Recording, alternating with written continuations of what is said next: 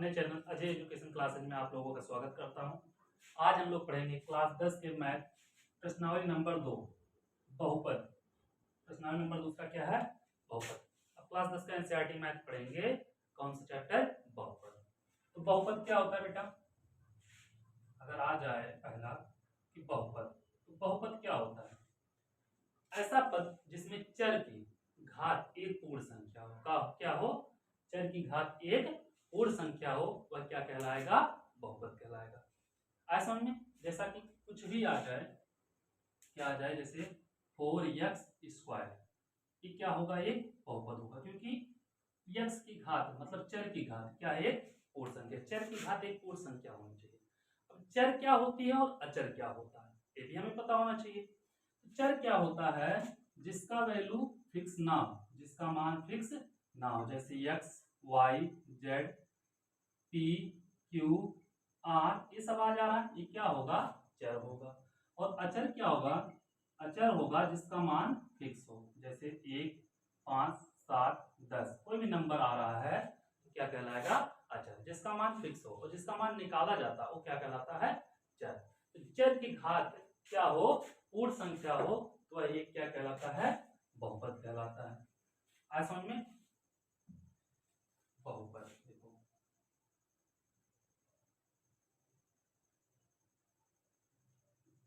चर की घात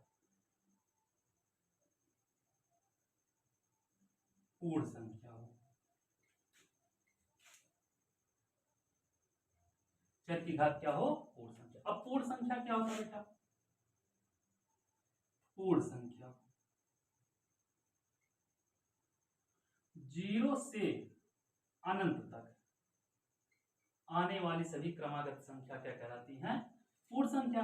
तो 0, 1, 2, 3, 4 कुछ भी आ सकता है पूर्ण संख्या में। तो चर की घात पूर्ण संख्या होनी चाहिए, तभी वह कहलाएगा बहुपद।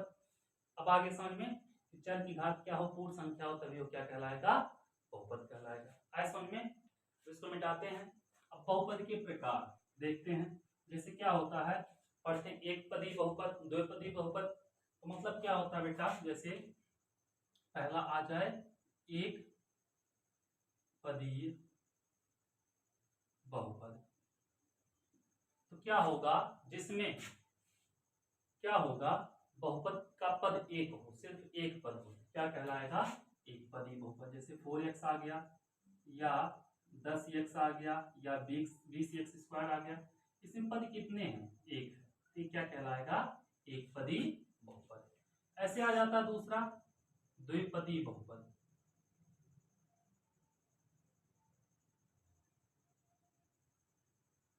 द्विपदी बहुपद क्या होता है? जिसमें पदों की संख्या क्या हो? 2 है। जैसे आ गया 4x² + 2x, 10x² + 6x, ये क्या कहलाएगा? द्विपदी बहुपद। उसके बाद आ गया त्रिपदी बहुपद।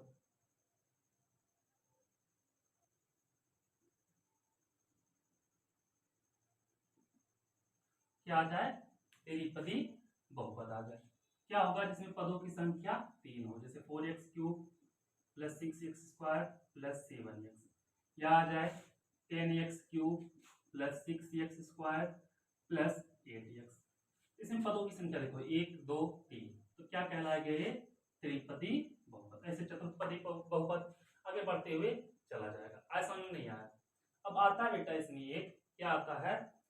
जिसके मतलब चर का गुणांक जैसे दिया है, ऐसे कुछ दिया हो, इसका गुणांक सभी का 0 हो, जैसे 0x³ हो प्लस 0x² हो प्लस 0x, ऐसा कहीं बहुपद आ गया, इसे कहते हैं क्या? शून्य बहुपद। क्या कहते हैं? शून्य बहुपद। ऐसा नहीं, जिसका गुणांक क्या हो? सभी का गुणांक 0 हो, क्या कहलाता है? शून्य बहुपद। ऐसा में अब इसको मिटाते हैं। अब घात देखते हैं। क्या देखते हैं? घात। तो क्या होती है बहुपद में? एक घाती बहुपद पहला आता है। एक घात, एक घाती से पहले देख लो, अगर किसी बहुपद पे क्या आ रहा है? 0 आ रहा है, क्या आ रहा है? 0 आ रहा है, तो क्या कहलाएगा? तो जैसे आ गया 4 x पे 0। अब पूर्ण संख्या 0 तो पूर्ण संख्या अभी पढ़े हम लोग 4x पे 0, तो बेटा किसी पे 0 की घात होती है उसका वैल्यू होता है 1। 4 × 1 इक्वल टू कितना होगा 4। ऐसा कहीं आ जाए, ऐसा नंबर कहीं पे आ जाए तो इसे क्या कहते हैं अचर बहुपद। क्या कहते हैं अचर बहुपद। आज समझ में। दूसरा क्या होता है जब किसी बहुपद की घात 1 हो, जैसे 4x हो, इस पे घात 1 होगी तो इसे क्या कहेंगे एक घाती बहुपद। एक घातीय बहुपद, या ऐसे बहुपद को ही कहते हैं रैखिक बहुपद। क्या कहते हैं रैखिक बहुपद। आए समझ में। जैसे कुछ भी आ जाए 4x या 10x 25x कुछ भी आ जाए। अब द्विघाती बहुपद। द्विघाती बहुपद आता है।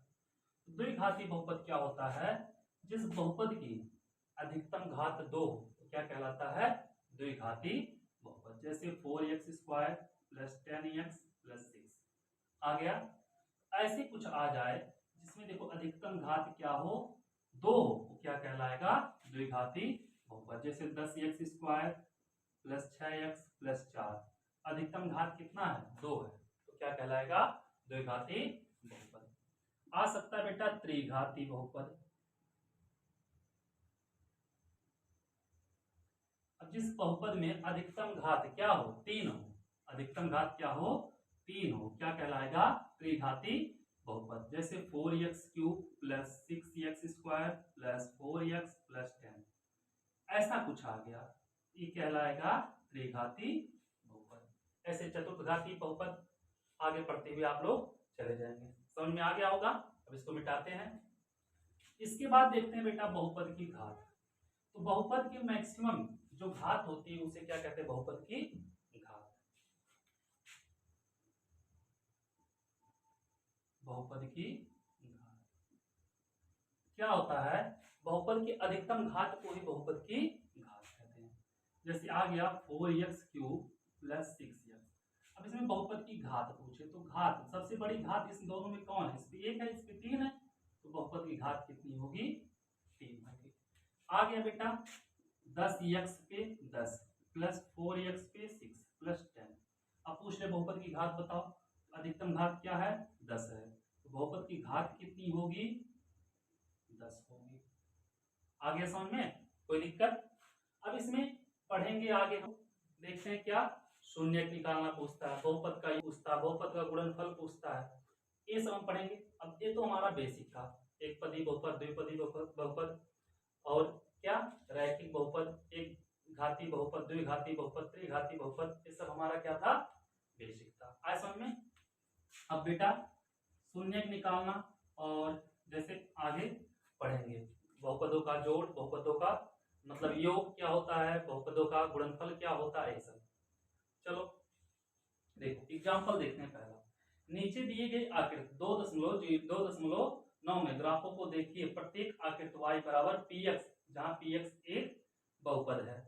क्या दिया बेटा y = px और कह रहा px बहुपद है, px बहुपद है, ठीक है।